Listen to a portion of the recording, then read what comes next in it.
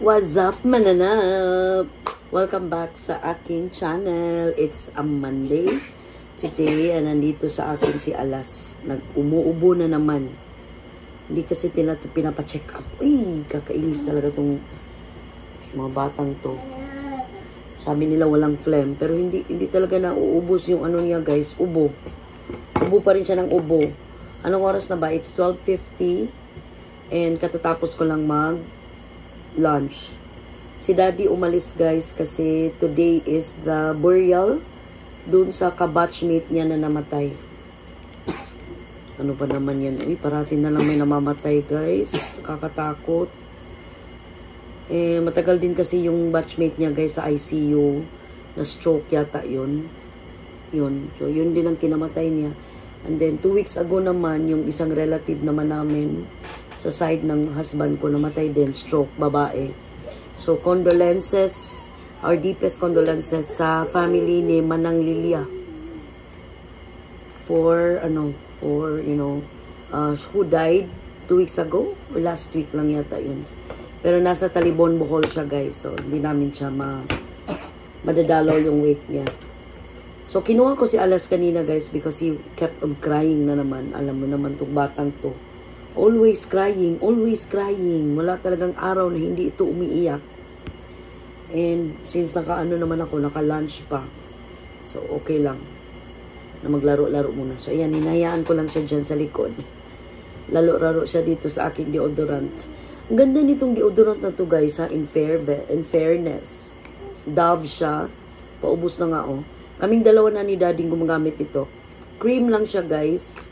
And ang tagal niyang maubos kasi konti lang ilalagay mo sa yung kilikili and maglalast na talaga siya ng the whole day. Kahit hindi ka maligo the following day, naglalast pa rin. Walang talagang amoy. So, I recommend this Dove Dio dry serum pala siya, guys. Yan. Ano lang to? 100 plus lang yata to. Tapos, ang tagal niyang maubos. So, I'm just taking my time, guys, kasi tapos na ako sa coaching school for today. And, binabantayan ko lang itong atpo ko. Kami lang dalawa dito sa room. Si Kuya natutulog dun sa baba. Ewan ko kung bakit. Hindi siya natulog dito sa taas. Si Kia naglalaro. Kasi walang pasok ngayon. Kasi nga, instead of November 30 yung Bonifacio Day, ginawang 27. So, nagtataka si Bonifacio, guys, bakit iniba yung birthday niya. Kasi di ba dapat yung birthday ni Bonifacio 30 pa. So, may gumawa ng meme kanina. Sabi ba naman ni Bonifacio, bakit niyo iniba ang birthday ko? Birthday ba ninyo? Ay nako, wala lang, guys. Wala lang, good. Basta natuwa lang ako dun sa meme na yun. Siguro ipopost ko yung picture niya dito. Yung kay Bonifacio. Okay, so ano bang ganap this Monday? Wala masyado kasi work. Ang tagal kong nakatulog kagabi, guys. Nakauwi kami kagabi ni Daddy around 12 plus na. Ang tagal namin dun sa bahay ng in-laws ko. Kasi tinulungan ko sila sa Facebook account ng father-in-law ko, guys. Kasi ang dami-dami kasi niyang ginawang account dati pa. Ngayon, ang gusto niya tanggalin yun lahat. Kaso wala siyang passwords dun sa mga FB accounts na yon, except for that one. So, I needed to change it. So, ang tagal talaga ng proseso, guys, kasi ang tagal ko ma-figure out kung paano talaga yon papalitan and kung paano yan i-delete sa kanyang device. So, finally, na-delete ko naman po ng maayos. So, ngayon, hindi na niya yun ginagamit. Yun ang gusto niyang, login ng FB ng na-save namin. Okay, so umuwi kami ni Daddy around 12 kasi ang plano namin ni Daddy kagabi nga, guys, attend pa kami ng championship dun sa namatay nga niya na batch kasi ngayon ngayong libing. Kaso, since natagalan kami masyado dun kina Daddy, mag-aalauna na yata yun, guys. So, babiyahe pa kami pa uwi. So, sabi ni Daddy, wag na lang. And since this morning, chinat siya ng kabatchmate niya na magjo-join daw sila sa burial ng friend niya today, yung batchmate nga niya. So, ayun, gumayak na lang si Daddy. So, ako nagpaiwan na lang. He wanted to ano din, tinanong niya ako kung sasama ba ako. Kasi wala na naman akong gagawin. Pero may shift pa kasi ako guys hanggang alas 3. So, kawawa naman yung team ko kung iiwan ko, di ba? Monday na Monday. And napaka-queuing namin guys. Pag-start pa lang ng shift namin kanina, alas 5. Grabe na. Around 30-40 calls waiting na kami kaagad. Ewan ko ba kung ano nangyayari sa mundo ng showbiz chart. Alright, so ngayon guys, sa site pala guys, meron kaming bagong kliyente. Yung bagong kliyenteng ito guys is, ang shift naman nila is mid-shift, yung nagsisimula sa alas 3, kasi parang European, ano yata to, kliyente o prospective na client. So pag nakuha to ng TDCX guys, mag-hiring na naman kami. So, hopefully makuha para additional na naman na opportunities sa mga Cebuanos natin dyan na walang mga trabaho ngayon, na meron namang mga experiences sa BPO industry. You might wanna try applying in TDCX guys dito sa Cebu. Kasi sa Cebu yata yung hiring, kasi dito nagpunta yung client. Dalawa lang kasi yung site namin, Ortigas and Cebu. Ay, tatlo pala. Meron pa pala kaming ibang site dito sa Cebu, may isa pa sa HM Tower. At itong apo ko, pinagkalat talaga lahat ng mga unan ko. Ano guys, tingnan nyo. Ayan o, pinagkalat niya lahat. Anong ginagawa mo? What are you doing? Why are you spreading all Nana's pillows and blankies? I've arranged that already. Ha? Kita nyo ba siya guys? Madilim. Ayan, ubo siya ng ubo, oy. Sus naman talaga. Uy, wala ka talagang magawa, no? Ayan. Oh. Imo na sa nagipamungkag nga ako mga gipang-arrange din ha, alas. Uy. Say hi to the guys, oh. Hi. Hi sa to the guys, dali. Deadma si alas, guys.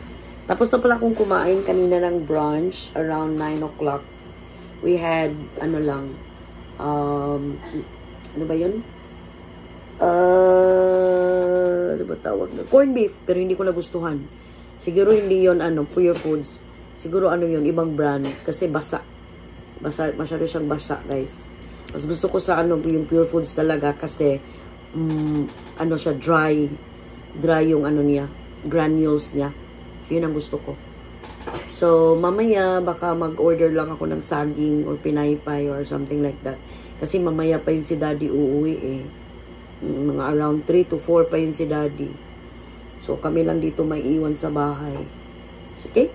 So, mamaya na lang uli guys, kapag bumaba na ako sa sala, pagkatapos siguro ng shift ko, magva-vlog ako uli. Nag-upload na pala ako guys ng vlog namin kahapon. So, at least every day, almost every day na ako nagva-vlog or every other day. So, sana mapanood din nyo guys. When we went to the mall yesterday, ang dami-dami talagang tao kagabi sa SMC side. Hindi namin alam kung bakit. Pero sobrang dami. Alam namin na may mga programs. Pero iba talaga yung crowd kagabi guys. Tapos nagsimba pa kami dun sa Pedro Calungsod. Dun din. Maraming ding tao dun guys. Pero sa awa ng Diyos, nakapagsimba naman kami ng maayos ni Daddy at nakauwi kami ng maayos. So, mamaya na lang guys, ang chika ko kasi babalik na ako sa work. I'm with Alas guys. Ayan na naman, nagbabagrat na naman to. Nagbabagrat na naman to. You wanna watch that? Hindi na talaga to. Ay, supakero na talaga tong baby namin. Oh, sige. Mamaya uli guys. A few moments later. So guys, we're back.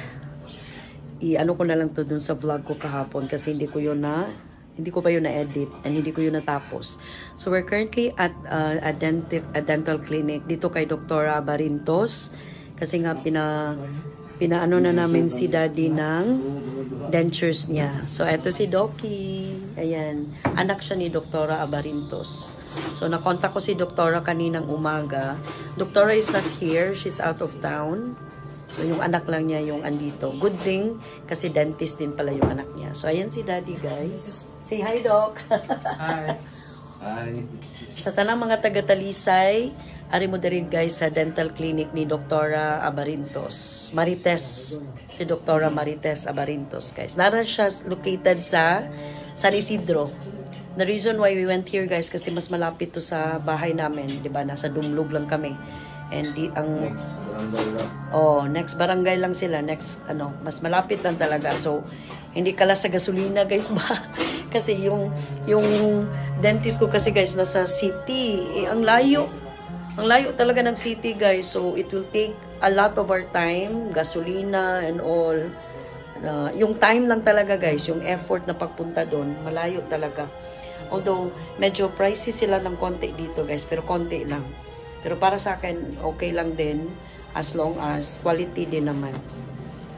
So yon, dito kami. So kararating lang talaga namin guys, like mga 20 minutes ago. So at good thing din wala siyang pasyente for now. So nung dumating kami kaagad. Yay, di ba? Ang katatapos lang ng shift ko guys kaninang 3 o'clock. It's already 3:30 na. So at least na ano ba 'yun? Na-assist talaga kaagad kami dito. Oo, pa man kayo sa kaya kuha man din eh.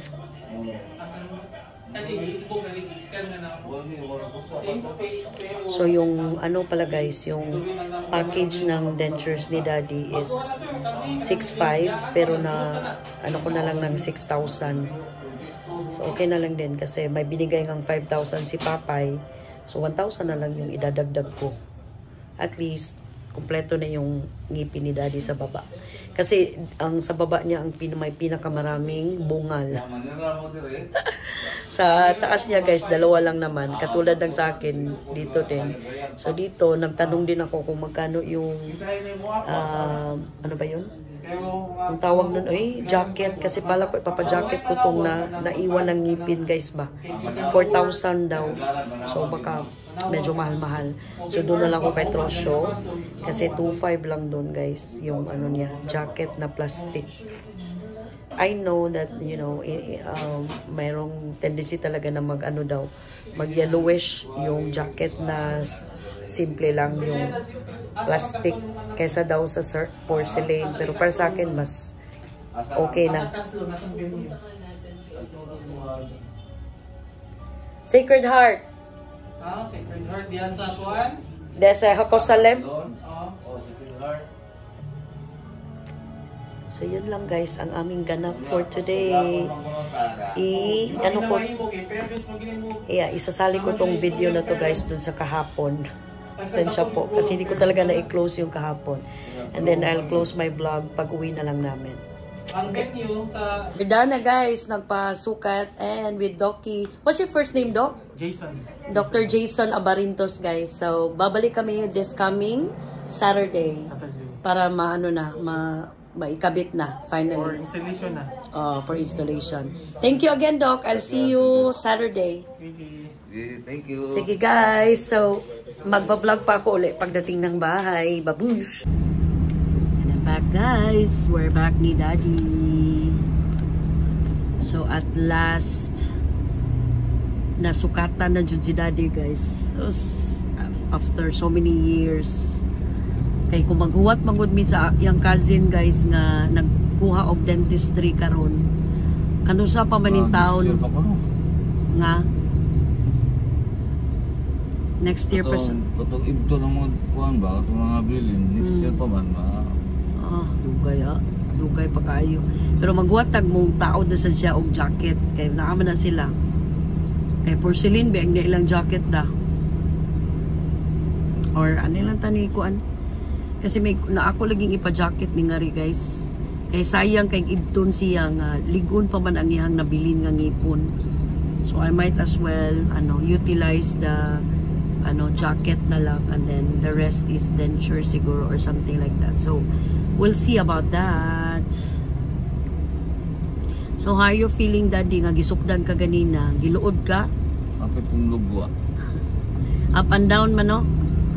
Up and down ang gisukod pero up and down man yun na kay ang inigtaod sa kuan ang sukdan ang tibuok man yung nangipon. So anyway, we're on our way home kasi wala na kaming pera. Nakasama ko. Meron kaming pera pero konti na lang kasi nga dinown namin. Pinambayad namin sa down. Then the rest of the balance 3,500 this coming Saturday. Pagka ano na, pag nakagawa na paggawa na yung ano ni Daddy, dentures niya. And magte-text daw sila kung anong oras kami papupuntahin. Because I know mapagawa pa rin naman nila yan guys sa mga orthodontics, no? Clinic. May ibang pagawaan ba talaga ng dentures. Ang kagandahan lang dun sa kay Dr. Trosio dun sa city is medyo mura siya guys kasi per tooth talaga yung charge niya. Sa kanila kasi regardless of how many tooth na ipapaano mo po, pustiso mo or dentures, naka-fix yan. Pero anyway, what's important is hindi na siya ano importante? Bungal, uy. Bungal. Hindi na si Daddy bungal. Ang gusto ko rin yung customer service nila dito guys. Ang ano lang pagkakaano ni Doc Doki sa amin. Ay lahat naman talaga ng dentist ganun talaga eh. Si Mapa City man or Mapa dito. Ang kagandahan lang talaga dito kaya dito na lang kami nga is why we chose it here is because ang lapit lang niya sa bahay namin. Ay, hindi naman masyado malapit pero at least ba, hindi talaga abot ng city. Diri na mga magpapag-ano pa pala ako magpapapalit pa pala ako ng ay, ang dami pa. Screen ng aming screen door guys kasi butas-butas na talaga yung screen namin guys. So the tendency is ano ba yun? Pumapasok talaga yung lamok. Umalis pala si Kuya guys, pinuntahan niya kami, kinuha niya yung driver's license niya kasi kakain sila sa labas ni Papay. Nagyaya si Papay na kumain sa labas. So kami lang maiwan, kami lang ang kakain ng dinner sa bahay. Inanin niya. Bochoy, Kian, Daddy, and me. And Alas, alam niyo ba si Alas guys, kumakain na dyan siya ng rice. Kasali na talaga siya sa aming konsumo, si Alas namin. So bukas, di ko na naman ito babasain ang aking hair lalo. Pag ano na naman, the following day na naman. Kasi the following day, yun. Hindi ko rin ito babasain because I have a schedule highlights ng aking hair on November 30. So, pag magpapa-home service ako sa kakilala ko na bakla na yung gumagawa talaga sa akin dito. Okay? So I guess I'll end my vlog for today guys. Isasali ko nga yung vlog ko kahapon hanggang dito. Kasi 2 clips lang yun guys eh. So sayang din naman kung i-delete ko lang yun. So I'll just continue that vlog with this vlog. Okay? I'll see you guys again on my next vlog. Please like. Please subscribe naman po sa aking channel. And salamat po sa lahat ng mga sumusuporta sa aking channel, Mapa Pilipinas man or nasa ibang bansa. We'll see you guys again. Ingat kayo parati guys dahil ang kabit sa tabi-tabi lang.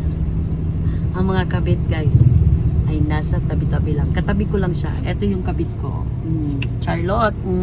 Bye-bye nila Daddy. Bye-bye.